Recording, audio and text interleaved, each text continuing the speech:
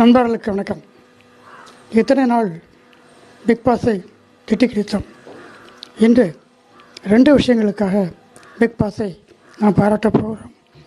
Number 1, கண்ணை கட்டிக்கொண்டு அந்த பலூன் மேல் உட்காரும் டாஸ்க் உண்மையிலேயே மிக காமெடியாக இருந்தது, பாராட்டுக்கள்.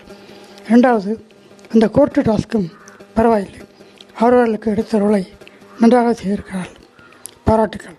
ஆனால் பாரு என்கிற பார்வதியின் செயலும் கமருதீன் அவருடைய செயலும் மிகவும் கேவலமாக இருக்கின்றன.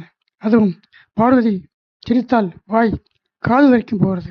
இவளை பார்த்தாலே எரிச்சல் தான் வருகிறது. பிக் பாஸ் விதிகளின்படி கண்டஸ்டன்ஸ் மைக்கை கலற்றக்கூடாது.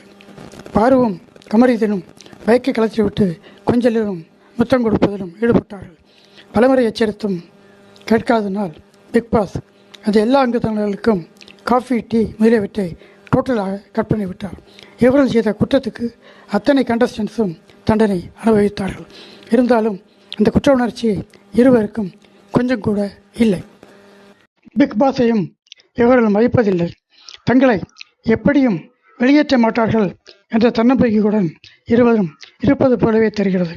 முதல் வேலையாக இவர்கள் இருவரையும் பிக் பாஸிலிருந்து வெளியேற்ற வேண்டும்.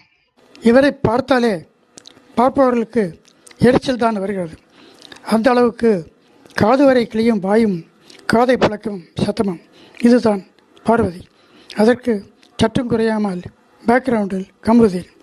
இவர்களை பார்த்து இப்பொழுது எல்லோருமே கெட்டுப்பிடிக்கவும் முத்தம் கொடுக்கவும் ஆரம்பித்து கிட்டத்தட்ட ஒரு பிற்றுப்பட ரேஞ்சுக்கு பிக் பாஸை மாற்றி வருகிறார்கள். பிக் பாஸின் மீதும் விஜய் சேதுபதியின் மீதும் மக்களின் நம்பிக்கை குறைந்து வருகிறது.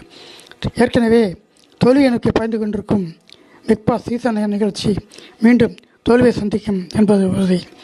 விஜய் சேதுபதியும் பிக் பாஸும் எதற்காக பார்வையும் இந்த கமருதீனையும் பொத்தி பொத்தி அடைக்காக்கிறார்கள் என்பதுதான் புரியவில்லை. பார்ப்போம்.